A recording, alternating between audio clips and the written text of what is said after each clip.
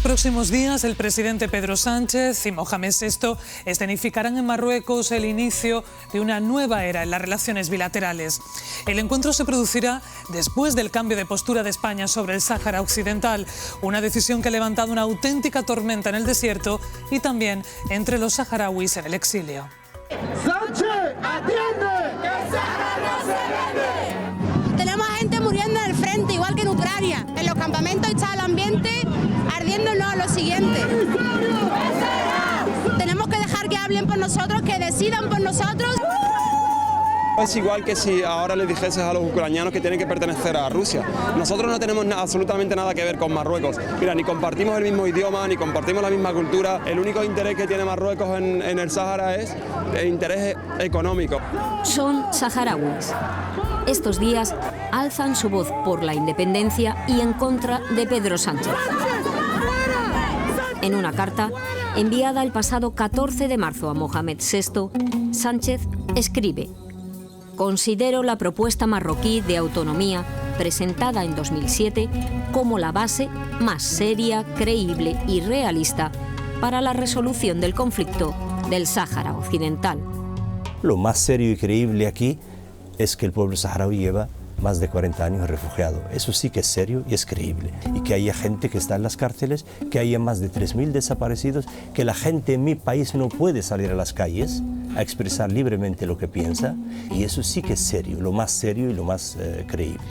Y eso pues hay que defenderlo en Ucrania, pero también en el Sáhara Occidental.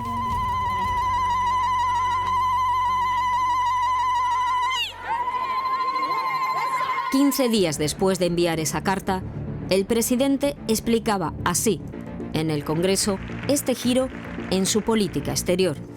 Más bien, yo diría, señorías, que hay que hablar de un paso más. Las resoluciones del Consejo de Seguridad de Naciones Unidas claramente reconoce como una de las soluciones al conflicto en el Sáhara Occidental la autonomía que propone el gobierno de Marruecos para el Sáhara Occidental. Esa carta es una chapuza. ¿Quién le hizo la carta? ¿Ha firmado usted lo que le han redactado otros? Es un puñetero insulto a este Parlamento. Se dice que España es una nación protectora y administradora de Marruecos, pero si lo dejamos de ser en el año 76 del siglo pasado, señorías. Marruecos volverá a presionar con el flujo migratorio. Ustedes todavía no han dicho esto a cambio de qué. Tienen el deber de escuchar y de reflexionar. Y esa es la pregunta que hoy está en el aire. Si España, con esta declaración, reconoce o no la soberanía de Marruecos sobre el Sáhara Occidental. Porque a nosotros lo que nos parece es que esto es así. Mohamed siente que para su pueblo, de nuevo, el tren de la historia se para y que España tiene un billete preferente. Remonta a otro hecho lamentable en nuestra historia, ligado también a España durante el gobierno militar, en el periodo previo a la estampida de España, que son los acuerdos tripartitos de Madrid, por los cuales España firmó repartir el territorio entre Marruecos y Mauritania, y aquello fue lo que desató el conflicto en su, digamos, en su parte más cruda, más dramática. El futuro del pueblo saharaui viene siendo muy difícil desde que España lo abandonó en 1975.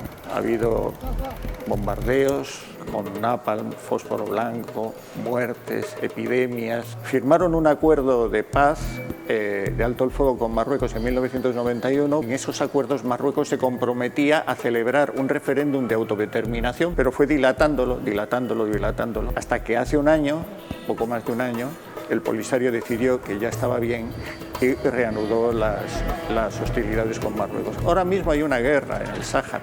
Esa guerra no está cubierta por ningún corresponsal. Fue España la que provocó este conflicto y debe ser España la que colabore, aporte, pero positivamente a que se resuelve, y no puede ser una solución fuera de los estándares democráticos y de respeto a los derechos humanos. Nosotros aceptamos todas las opciones siempre y cuando sea a través de la consulta libre del pueblo saharaui. Todas las opciones. Tiene que haber un acuerdo entre las partes. Un acuerdo razonable entre las partes, auspiciado por Naciones Unidas. Desde aquella declaración también de José Luis Rodríguez Zapatero, todo el ímpetu todo el compromiso de Naciones Unidas empezó en caída libre desde el 2007 para acá. En enero de 2020, un saliente Donald Trump echa a golpe de tuit más tierra sobre las aspiraciones de independencia de los saharauis. Una senda que después seguirían Francia y Alemania. Incluso la ONU plantea una solución en términos parecidos, aunque no iguales.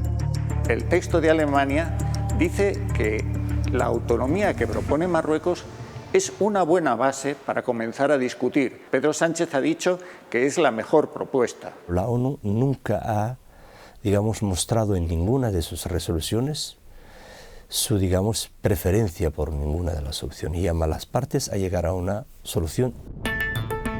Pero hay lugares donde el contenido de la carta del presidente español al rey marroquí ha sido muy bien recibido, incluso elevándose a categoría de acuerdo bilateral.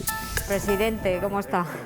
Lo que ese documento viene a destacar es que esta nueva etapa que se inicia en las relaciones están basadas en el respeto, en no llevar a cabo acciones unilaterales en beneficio del respeto a la integridad territorial de ambos países. Tendría que haber una carta de respuesta de Mohamed VI diciendo: a partir de hoy no voy a reivindicar más Ceuta y Melilla, no voy a reivindicar las aguas territoriales de Canarias, no voy a mandar más inmigrantes como arma de presión política. Pero esa carta no se ha producido.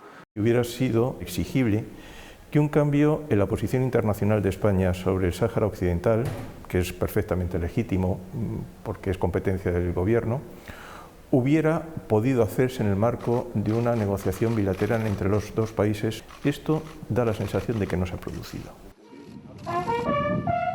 Y es que el gobierno tiene prisa por cerrar una crisis diplomática que se inicia en abril de 2020. El líder del Frente Polisario, Brahim Ghali, gravemente enfermo, es hospitalizado en La Rioja. Su acogida enfada a Rabat, que llama a consultas a su embajadora en Madrid. Y esto es lo que ocurre solo unos días después. La verdad que ese día la ciudad pasó miedo. Fueron 2 días intensos en los que, como te digo, entraron 12.000, 14.000 personas y hubo gente que pensó que nos estaban invadiendo. Recuerdo esa mañana del 18 de mayo que mucha gente nos llevó a sus hijos al colegio, que andabas por las calles y veías algo que no era normal. Lo único que lo paró fue la visita relámpago que hizo Pedro Sánchez. Se desplegó el ejército y ya Marruecos dejó de lanzar gente. Un episodio que no se nos olvidará, que nos puso el alma en vilo, que nos hizo temer lo peor, la sensación de estar al borde del abismo. El presidente del gobierno vino el pasado miércoles a Ceuta para poner de manifiesto que la crisis se zanjaba, para ratificar que la seguridad, la integridad territorial, la soberanía de nuestras 2 ciudades autónomas está garantizada por el Estado. El día 10 de junio de 2021 el Parlamento Europeo lleva a cabo una resolución para nosotros histórica, porque es una resolución donde deja claro que Ceuta y Melilla forman parte del Estado español y que las fronteras de los Estados miembros de la Unión Europea son inviolables y se tienen que respetar. Pero, ¿qué pasaría si Marruecos intentara ocupar Ceuta y Melilla? ¿Estarían estas ciudades autónomas bajo la protección de la OTAN? Queda cubierto dentro por la garantía que otorga el Tratado de Washington en su artículo 5. Bien, es verdad que siempre hay dudas a este respecto. Todos los tratados internacionales son sospechosos de que se cumplan en todos los casos cuando hay necesidad. Ucrania no tenía una garantía formal por el convenio de Budapest del año 95, creo recordar, de su integridad territorial firmado por Rusia, por Estados Unidos y me parece recordar que también por Alemania. ¿De qué le sirven esas garantías cuando ha llegado el momento de la verdad? Quitando el tema del perejil, que fue un hecho aislado, ¿no?, que fue una actuación española debido a esa ocupación, todos los gobiernos españoles siempre han estado con cuidado de no molestar a Marruecos. O sea, la política exterior española con Marruecos siempre se ha basado en no molestar a Marruecos. En un último gesto de presión el pasado mes de enero, Rabat llegó a pedir a su policía que retirase la palabra frontera del lado marroquí, aquí en la frontera del Tarajal, y la sustituyera por la palabra paso. Ahora, el cambio de postura del gobierno de Pedro Sánchez sobre el Sáhara Occidental podría acelerar la reapertura de esta frontera que lleva cerrada desde el pasado mes de marzo de 2020, dejando sin empleo a miles de porteadores y de trabajadores transfronterizos. Aunque muchos sufren las consecuencias de un prolongado cierre de la frontera, en las calles de Ceuta conviven sentimientos encontrados. Siempre son concesiones que se van adquiriendo poco a poco, que al final no es bueno para nosotros. El negocio fatal.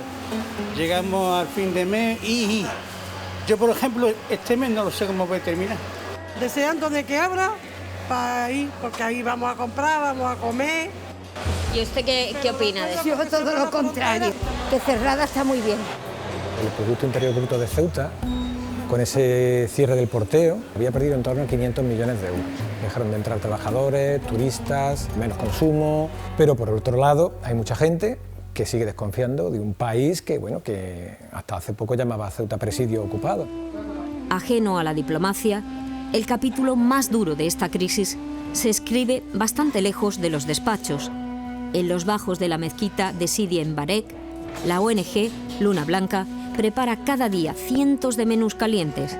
Atiende a migrantes de todo tipo, algunos atrapados tras el incidente del pasado mes de mayo.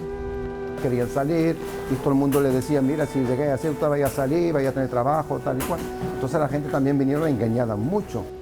Otros afectados por el cierre de la frontera desde el inicio de la pandemia. Muchísima gente han salido, pero hay muchísima gente también que no quería abandonar su trabajo, porque toda su familia dependía de ese trabajo, ¿no? Y hay personas que han sufrido muchísimo porque han muerto sus familiares en Marruecos y otros que han muerto aquí en Ceuta. Y también ayudan a aquellos que se cuelan por los resquicios del sistema, como este joven argelino de 25 años. Acaba de entrar en Ceuta por el paso de Benzú. Dicen, el Sáhara es marroquí y ellos no tienen ninguna entrada en ello. Nosotros lo vemos positivamente y vemos que ha llegado incluso tarde. Como Mustafa, otros marroquíes valoran también positivamente el apoyo del presidente Sánchez al plan de autonomía de Rabat. Yo he estado en el Sáhara varias veces y he hablado con muchísima gente ahí en el Sáhara, gente que estaba a favor, entre comillas, de lo que llaman, ¿no?, el Frente Polisario y esta ente ficticia, la República y tal. La gente ya está arrepentida, la gente lo que quiere es vivir tranquilamente, vivir en paz. Nosotros en Marruecos, cuando vemos a nuestros compatriotas que están casi como secuestrados en Tinduf, nos da pena. La creación de un Estado ahí no es viable. Les vendría bien a la región de que Marruecos esté bien unido, tanto para la región del sur del Mediterráneo, ¿no?, digamos de la orilla del sur del Mediterráneo, como para España y para Europa. Los saharauis viven como una minoría completamente pisoteados, no tienen derecho al trabajo, no tienen derecho a acceder a la educación y cualquier manifestación política de rechazo a la presencia de Marruecos en el Sáhara Occidental es completamente castigada con eso, con la cárcel, con la tortura, incluso con el asesinato. Y esto no lo estamos diciendo los saharauis, que quizás hablamos desde un sentimentalismo de quien lo vive, sino prestigiosas organizaciones internacionales. Cuando observo a mis sobrinos pequeños, a los niños, a los vecinos, creo que yo no puedo permitir y voy a hacer todo lo que esté en mi mano para que su futuro no sea en esos campamentos, sino en un Sáhara libre. Este gobierno se irá de la Moncloa, pero el pueblo saharaui va a seguir ahí luchando hasta conquistar sus derechos.